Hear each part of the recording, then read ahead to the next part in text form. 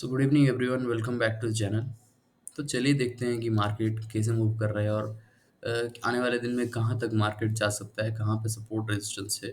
और budget day भी आने वाला है, तो वहाँ पे कैसे हम लोग को स्ट्रैटेजी बनाना चाहिए, सारा मैं डिटेल में बात करूँगा और आपको बताऊँगा। देखो, 2-3 दिन से मार्केट वोलेटाइल है बहुत। विक्स आप जानते होंगे, वोलेटिलिटी इंडेक्स, ये इंडिया में काम करता है। थोड़ा तबीयत खराब है, इसकी माफ़ी चाहता हूँ क्योंकि वॉइस थोड़ा अलग आ रहा है। विक्स आपको पता है, विक्स को मैं पहले विक्स से स्टार्ट करता हूँ। इंडिया विक्स 17.39 है। भले ही आज 6% का फॉल आया है विक्स में, क्योंकि बजट डे नियर आ रहा है और बजट के बाद ये कम हो जाएगा, 10-12 के आसपास चला आएगा। लेकिन अभी जो विक्स हाई है, इसके वजह से ये जो स्पाइक्स है ना, ये अपसाइड डाउन साइड ये देखने को मिल रहा है। और यहाँ पे पोजिशनल ट्रेडर का स्टॉप लॉस हिट होता है। आज एक स्पेशल डे था, आज 5 इंडेक्स का एक्सपायरी था, मिड कैप का, फिर निफ्टी का, बैंक एक्स का, बैंक निफ्टी का और सेंसेक्स का। पांचों इंडेक्स का एक्सपायरी था और एक्सपायरी में उतना खासा ट्रेड अच्छा नहीं देखने को मिला through out the day. But यहाँ पे अगर आप देखोगे 255 को, यहाँ से सर्प रिवर्सल ट्रेड, यहाँ पे देखो रिवर्सल, मैं हमेशा बोलता हूँ, आप रिवर्सल ट्रेड में एंट्री करोगे तो आपको पैसा अच्छा खासा बना के देगा। 1:4 1:5 में मैं आज सुबह बोला था कि एक रिवर्सल ट्रेड आएगा, वहाँ पे पैसा बनेगा।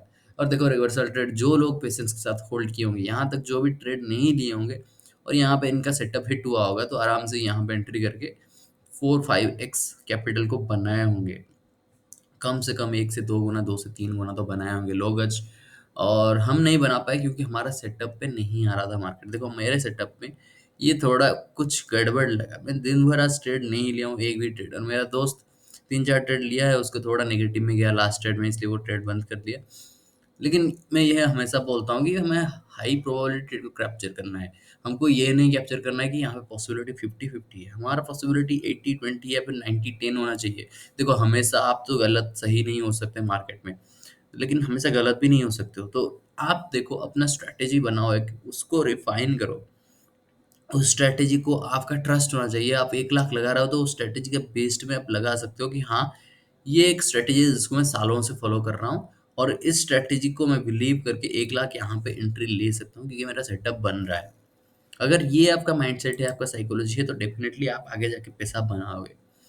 तो चलिए देखते हैं आज क्या हुआ। देखो, आज एक पैटर्न बना था, ये पैटर्न को बोलते हैं ये पोलन फ्लैग पैटर्न। देखो, यहाँ पे एक मार्केट जाके एक ट्रायंगुलर पैटर्न बना था और यहाँ पे फेल्योर आया। मैं दिखाता हूँ आपको, हॉरिजॉन्टल लाइन ड्रॉ करके, लाइन ड्रॉ कर देते हैं इसको। यहाँ से देखो, ये एक लाइन जोन बना था और इसी जोन में मार्केट सपोर्ट ले रहा था। लेकिन आज का अगर देखेंगे तो यहाँ पे देखो, ओपन हुआ, सब मार्केट यहाँ से गया ऊपर, फिर आके सपोर्ट लिया, फिर आके सपोर्ट लिया, फिर आके सपोर्ट लिया, फिर आके सपोर्ट लिया।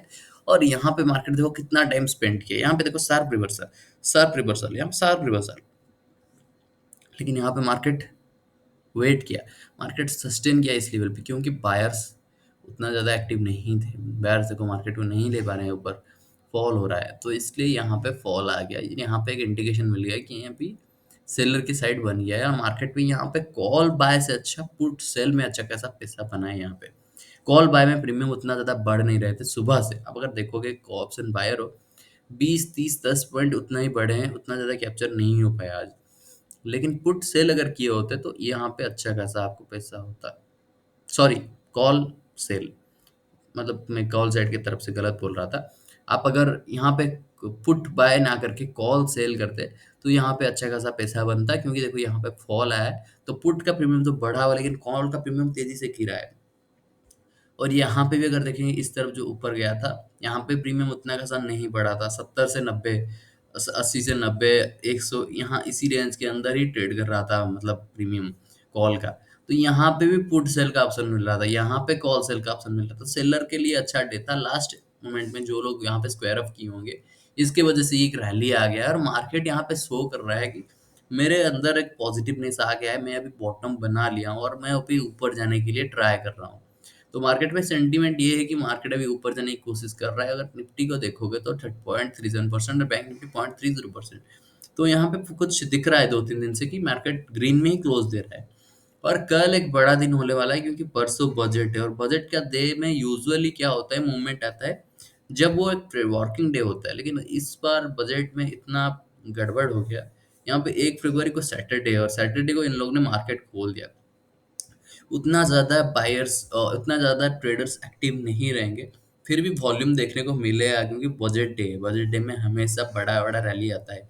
इधर अपसाइड हुआ है, डाउनसाइड हो गया। मार्केट उतना ज़्यादा साइडवेज़ नहीं जाता है, भले ही 2 साल से साइडवेज़ जा रहा है, क्योंकि वो उतना ज़्यादा कुछ नहीं था बजट में। लेकिन इस साल मुझे लगता है कि बजट में कुछ तूफ़ानी होने वाला है। आइदर मार्केट बहुत अच्छा फॉल देगा, नहीं तो बहुत अच्छा रैली आएगा। लेकिन ये अगर सैटरडे फ्राइडे को होता या फिर मंडे को होता, तो मज़ा आ जाता।